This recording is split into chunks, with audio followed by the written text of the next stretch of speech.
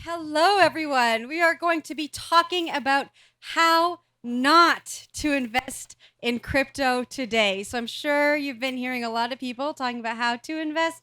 We're taking it the other way. I'm going to invite all of my panelists up here to join me. First, we have Dickson from Veritone.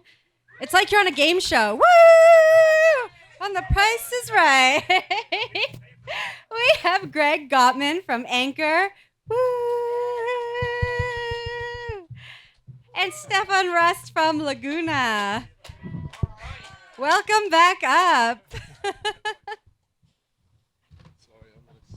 Yeah, it's a little cozy. There you go. Keep it tight. You got it? You got to be on the camera. All right. So, like I said in our little intro here, we are talking about how not to invest in crypto. Now, before we get into that, I'm going to give each one of my panelists just a quick second to introduce themselves so you all know what they do and where they come from as we get into this delectable topic. Stefan, let's start with you.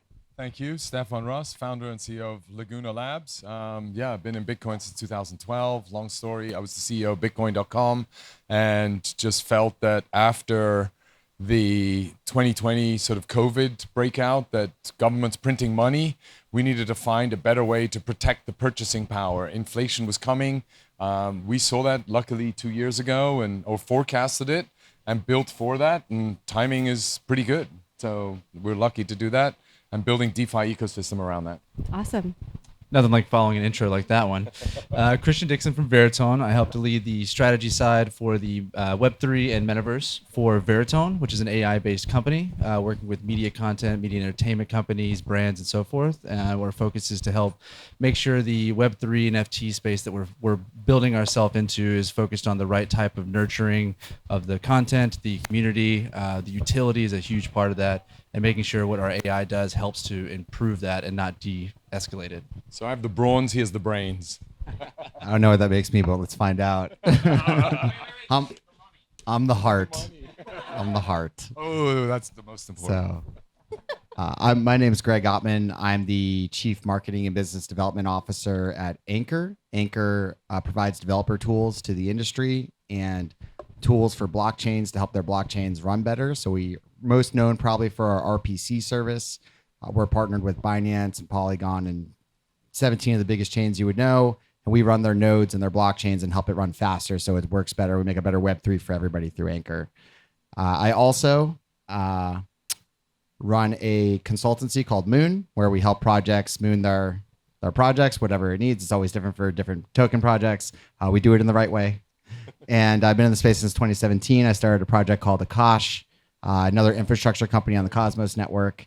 And it's been a great ride. I'm excited to go full crypto, full time from here out. Woo!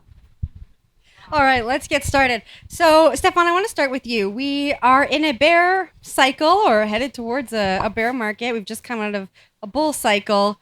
What's the biggest challenge you would say for people who are looking to get started with investing in crypto? And we can talk about retail investors or institutional, you choose. Wow. I think it's the selection. Somebody was saying it on a panel earlier where I think the key thing is to really just focus on dollar cost averaging. I mean, we have this term DCA.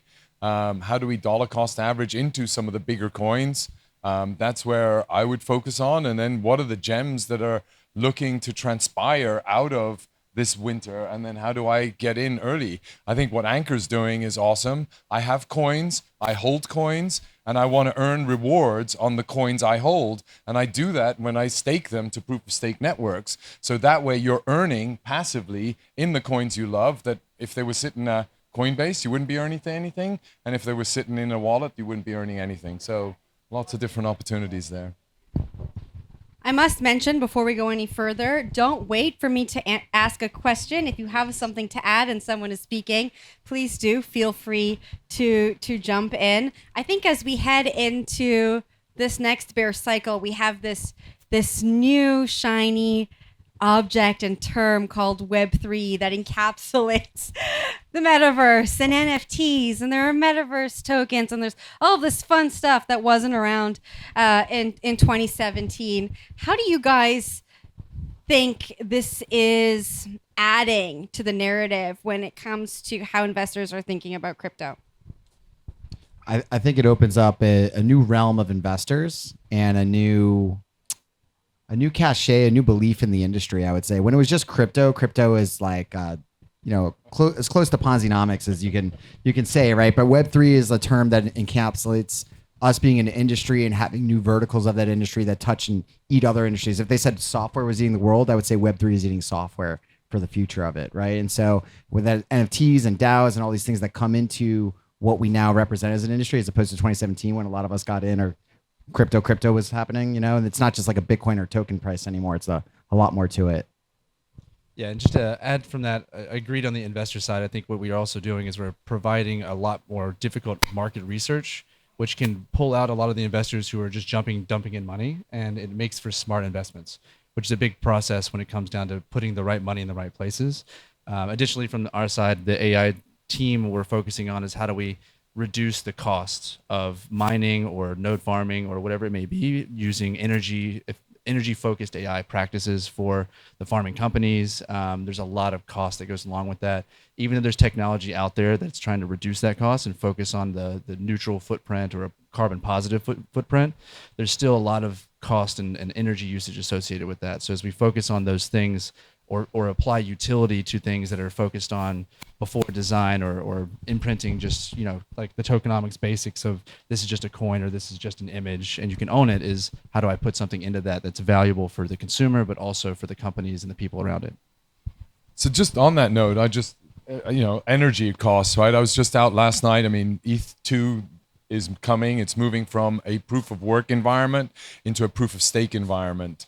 And one of the conversations was the fact that the energy consumption has dropped from in like a sort of mid-tier top country supporting the Ethereum network down to like a Palau Island energy consumption and that shift. And is that something you're involved in, or do you focus more on proof of stake or proof of work? Our company is not focusing on either the one on the actual farming side. What we're focused on is helping the companies that are doing this, that are doing the farming themselves, that do want to get to, whether it's a tax benefit for doing it a certain way, or they want to reduce the consumption from carbon fossil fuels. Yeah. It's actually taking it to where we can store it, use weather patterns for solar panels or wind turbines, because our stuff started on grid systems and now focusing on these massive companies with server rooms, scaling a warehouse or multiple warehouses, and how they're taking that energy, not buying or buying when the right time is right, to maximize the benefit to the energy companies when need be, but also minimizing the cost and the impact of the environment. And so I think that's a great example of how you can now be a Web3 company as someone who services the industry, as opposed to a crypto company, which is just going to make eyes roll and probably turn a lot of investors away, like Goldman Sachs people and whatnots. Like they don't want to be a part of a crypto company, but as an industry, being a Web3 provider sounds cool. It definitely has a flashy part about it, and it's great for marketing and everything. And as we're talking about how not to buy, I think a big part of this is what are the companies, or what are the actual currencies or tokenomics of things to focus on. And I think a big part of that is what are they doing and how are they doing it, and focusing on those aspects. Yeah, I think what we've learned in this industry over the years is that the projects that are around today may not be around tomorrow. And I'm curious what advice you would give when it comes to creating an investment strategy from a brand perspective or a retail perspective. There's so many projects out there that are promising the world, but when you're creating a good, diversified strategy, where do you start? Execution. I mean, can the team execute? Can they deliver on the promises? And that's really time will tell. So, don't ape in all in one go. Follow them, track them, maintain, invest a little bit, put in a little more. I mean, that's the way to do it. And if they can execute and deliver on their promises, then that's encouraging. I think that's the big thing. I think the one point I would make on execution is there's such a culture around anonymity and pseudonymity in the space, and so it's hard to know who is going to deliver and who is who. I think we recently found out that Do Kwon had a project similar to UST that had a similar fate to UST under a pseudonymous name, and how was anyone to know? What are your perspectives on the anonymous culture of crypto? Yeah. So how not to invest? I'd say my 3 or couple biggest tips, if that was the question.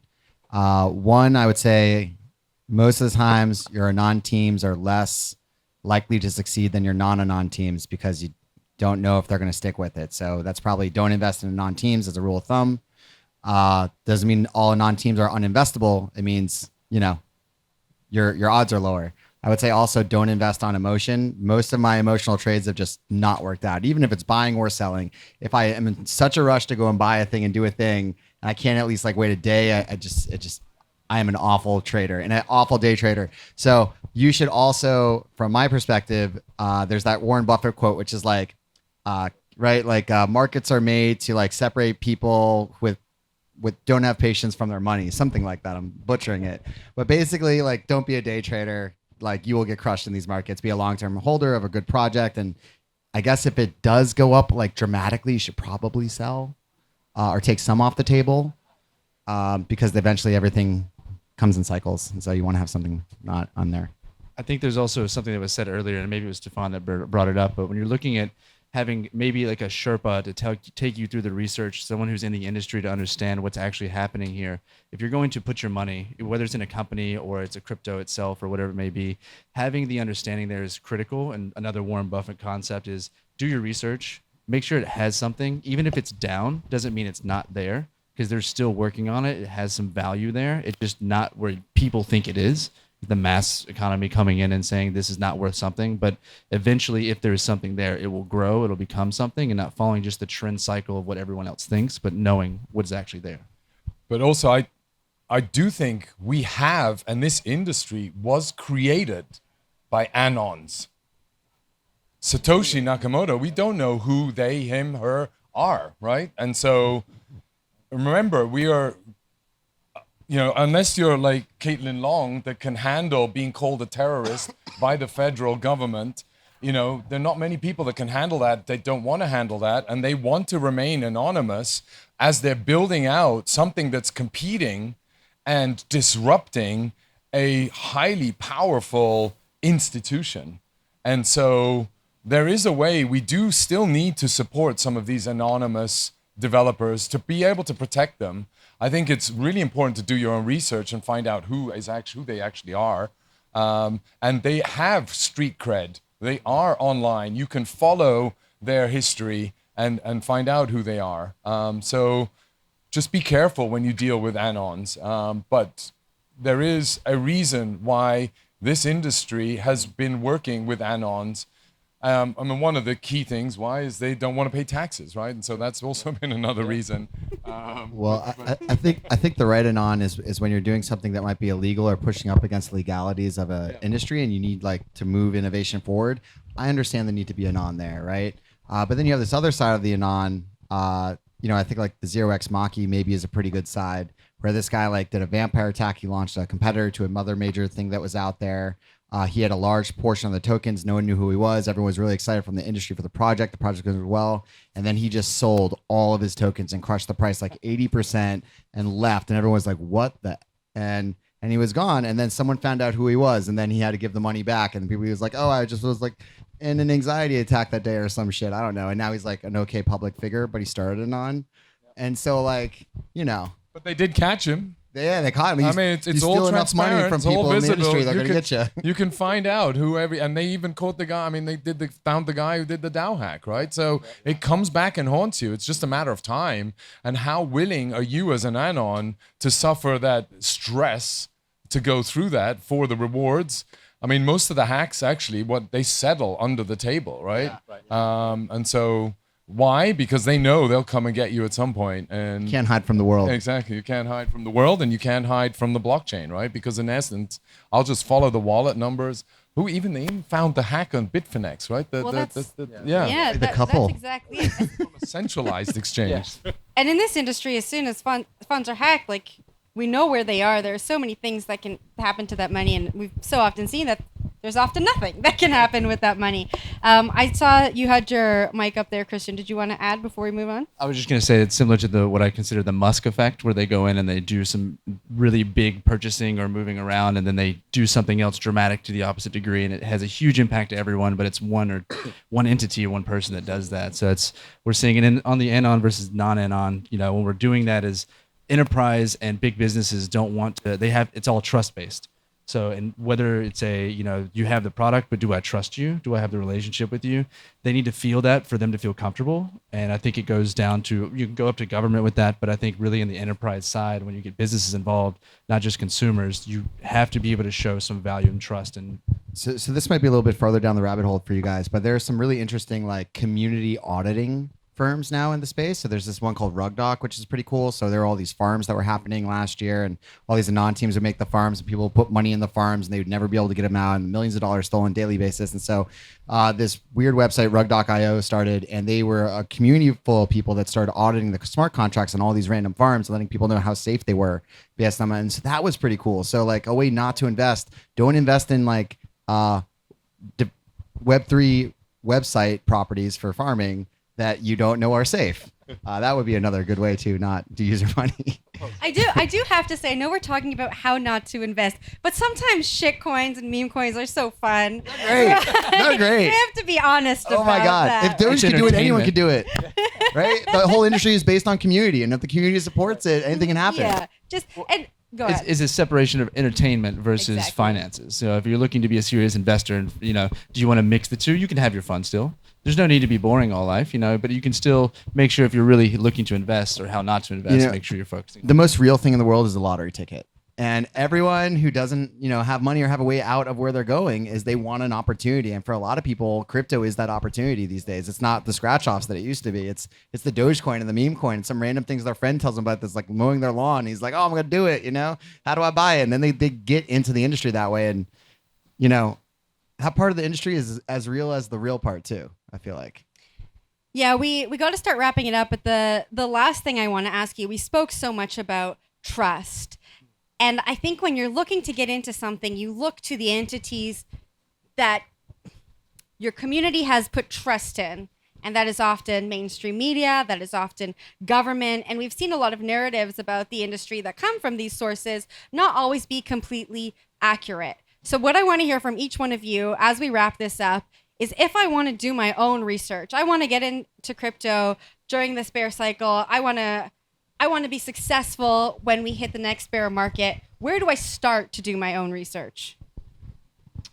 I am a huge fan of there's like Telegram groups and YouTube channels of great influencers, but I really like the Telegram groups like the Daily Hodl or the Daily Ape, where they just go over all the most relevant news of the industry and give you like a bunch of links to it. And that's the best way to stay. There's so much stuff going on. I love that.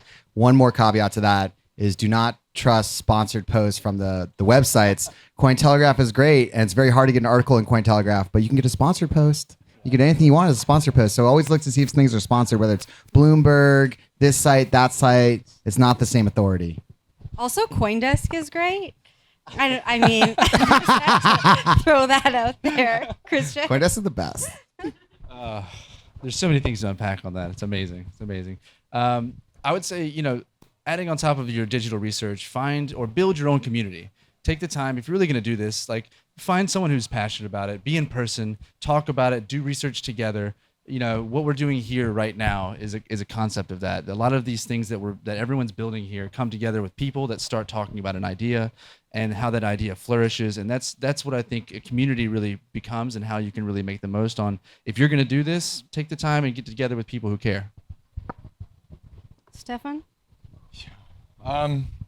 We've talked about all the resources. There's YouTube, the Telegram groups, and it's word of mouth, right? So community, you get the word of mouth, you get influence. But yeah, I think programmable money, which Bitcoin and crypto has become, is a fast-moving consumer product. And as a result, it is very trend-driven. We've gone through a number of trends in these last 2-3 years. What's the next trend? And put your pulse out there, do the research, join these groups and learn where that is, and then join the ride.